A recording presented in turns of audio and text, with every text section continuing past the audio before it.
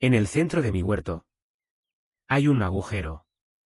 Dentro de él solo hay un tubo de PVC blanco. Sobresale apenas unos 10 centímetros del suelo, con una tapa de plástico barata encima. Para ser honesto, se ve bastante mal. Los vecinos piensan esto.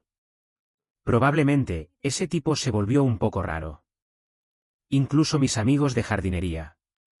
Al principio me preguntaban una y otra vez. Pero, en cierto momento, dejaron de preguntar. Porque nadie lo sabe. Ese tubo feo.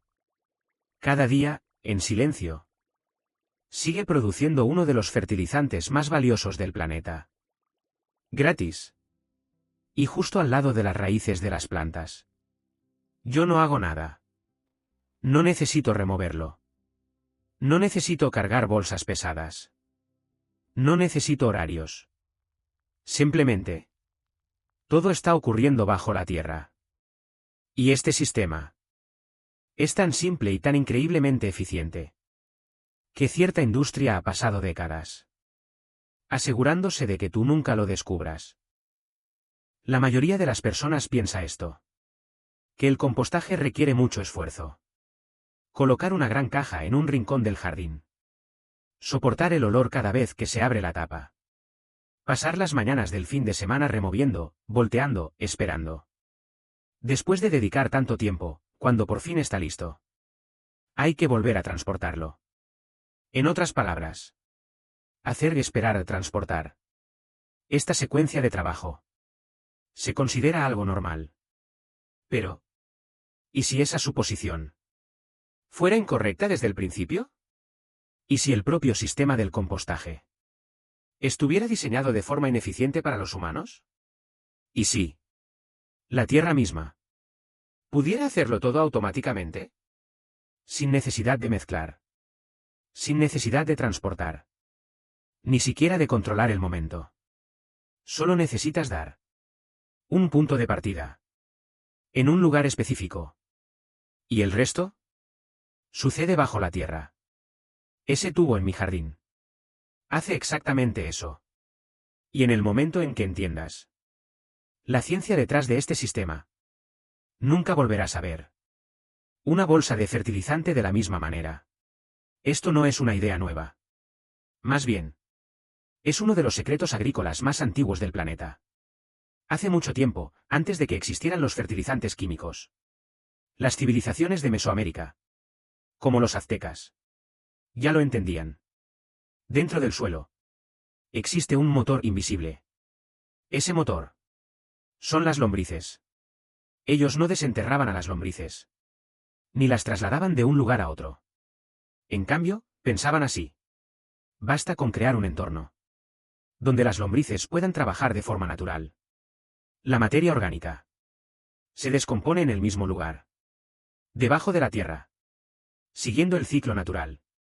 Es decir, no se trata de controlar el sistema, sino de dejar que el sistema funcione por sí mismo.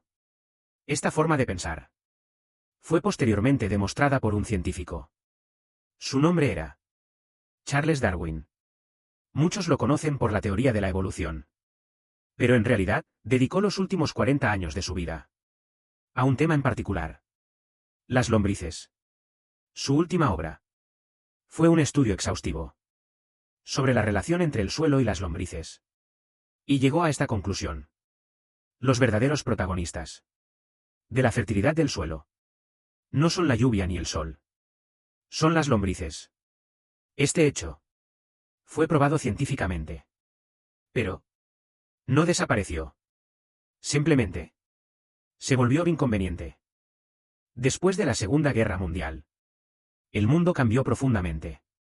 Las fábricas químicas que producían explosivos necesitaban un nuevo mercado. Y fue entonces cuando dirigieron su atención hacia la agricultura. Nitrógeno, fósforo, potasio. Componentes que originalmente se utilizaban en explosivos fueron redefinidos como fertilizantes. Y casi de la noche a la mañana, la conversación sobre la agricultura cambió por completo. Antes, el protagonista era el sistema vivo dentro del suelo. Pero después. Números.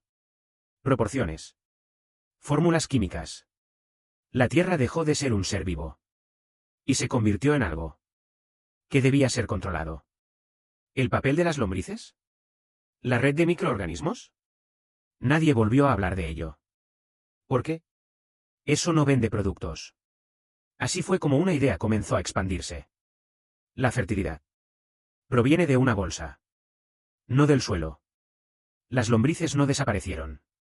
Simplemente fueron ignoradas. Y precisamente eso es la razón por la cual ese tubo en mi jardín funciona como lo hace. Aquí es donde se vuelve realmente interesante.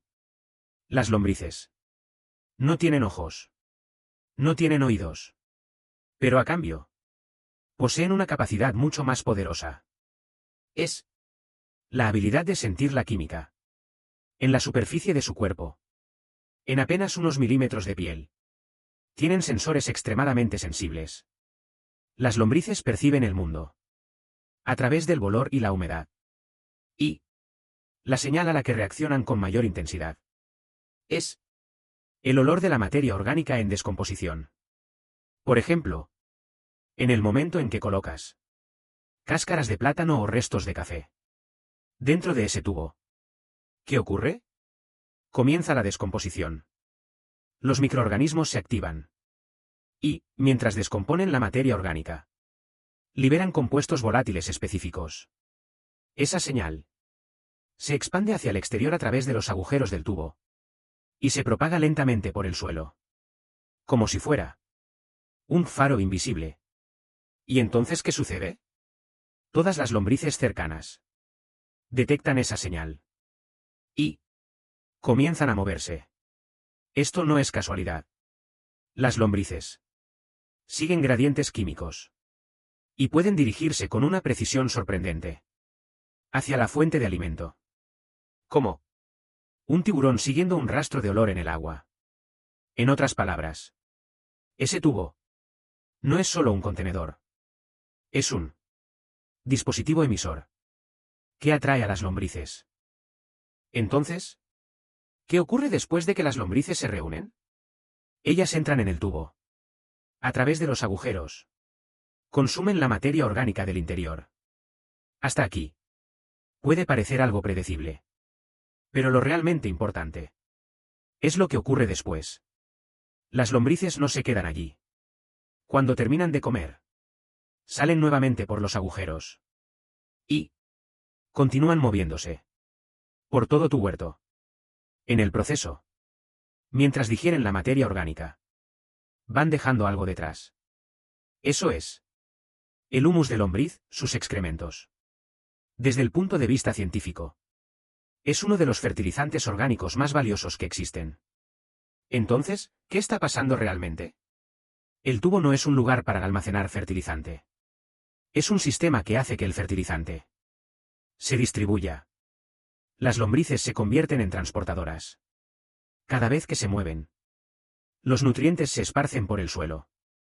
Y al mismo tiempo, los túneles que excavan aflojan la tierra de forma natural, creando caminos para el aire y el agua. Esto ya no es simplemente fertilizar. Es un proceso de rediseño del suelo. Tú no estás haciendo compost. Solo estás creando una autopista para las lombrices. Y una estación central en el medio.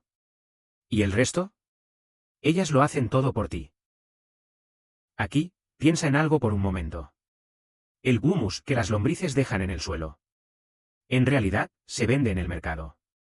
En tiendas de jardinería. Una bolsa de apenas 5 litros. Cuesta entre 15 y $30. Es decir, se considera un fertilizante bastante caro. Además, es el premium. Casi un producto de lujo. Pero lo realmente importante no es el precio en sí, sino ¿por qué es tan caro? Los fertilizantes químicos comunes se describen con 3 números. Nitrógeno N. Fósforo P. Potasio K. El conocido NPK.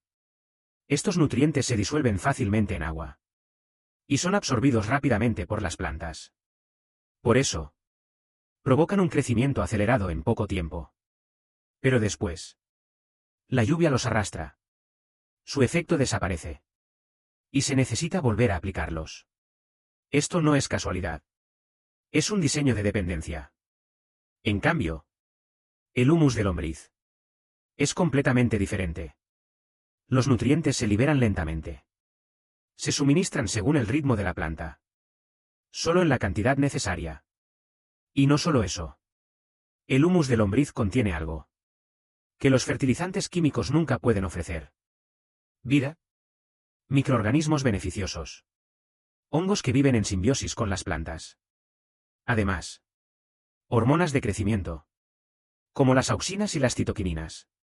Y ácidos húmicos, que mejoran la estructura del suelo. En otras palabras, esto no es solo nutrición. Es un sistema vivo. Algunos estudios han demostrado que, al mezclar incluso una pequeña cantidad de humus de lombriz, la tasa de germinación y el crecimiento inicial superan significativamente a los obtenidos con fertilizantes químicos. La razón es simple. No se trata de suministrar, sino de comunicar. Y ahora, debajo de tu jardín, esa misma sustancia se está produciendo de forma continua, gratis, y siendo entregada directamente donde las raíces más la necesitan. La fábrica ya está en funcionamiento. Tú simplemente aún no habías encendido el interruptor. Entonces, vamos a construir este sistema en la práctica. No te preocupes. Lo que necesitas es sorprendentemente simple. Primero, un tubo de PVC. Lo ideal es un diámetro de unos 10 a 15 centímetros. Y una longitud de 45 a 60 centímetros es suficiente. Si no tienes un tubo, puedes usar un cubo de plástico con tapa. Después, haz agujeros. Con un taladro.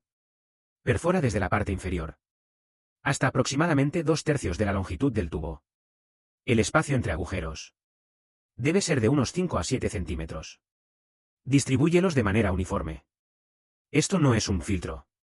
Es una de entrada y salida. Para que las lombrices puedan moverse libremente. Crea tantos pasajes como sea posible. La base puede quedar abierta. Al estar conectada directamente con el suelo, las lombrices también podrán entrar y salir desde abajo. Ahora, la instalación. Entierra el tubo cerca del centro del bancal. Aproximadamente 2/3 del tubo deben quedar bajo tierra. Y el resto sobresalir. La parte que queda fuera será la de entrada. Y con eso, la infraestructura está lista. Ahora solo queda activar el motor. Aquí es donde realmente se marca la diferencia. Este sistema es simple, pero todo depende de lo que pongas dentro. Primero, lo que sí puedes añadir. Restos de verduras. Cáscaras de frutas. Cáscaras de plátano. Pozos de café. Bolsas de té usadas, sin grapas. Cáscaras de huevo trituradas. En pequeñas cantidades. También puedes añadir arroz o pasta. Además, cartón o papel de periódico triturado. Esto es importante. Para equilibrar la humedad. Todos estos materiales se descomponen a una velocidad que las lombrices y los microorganismos pueden seguir. Es decir, pueden generar una señal estable de forma continua. Como resultado, las lombrices no se alejan y siguen regresando a este punto. Por otro lado, hay cosas que no debes añadir. Carne, pescado, productos lácteos. Durante su descomposición, generan compuestos fuertes como el amoníaco, que alejan a las lombrices. Lo mismo ocurre con comidas muy grasosas. O restos con mucho condimento. Los cítricos también. Si se añaden en grandes cantidades, pueden alterar el equilibrio ácido. Y algo que muchas veces se pasa por alto. Los alimentos con residuos de pesticidas. Estos pueden dañar directamente a la población de lombrices. La regla es simple.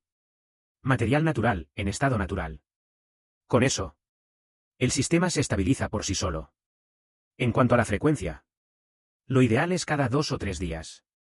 Pero incluso si pasa una semana, no hay problema.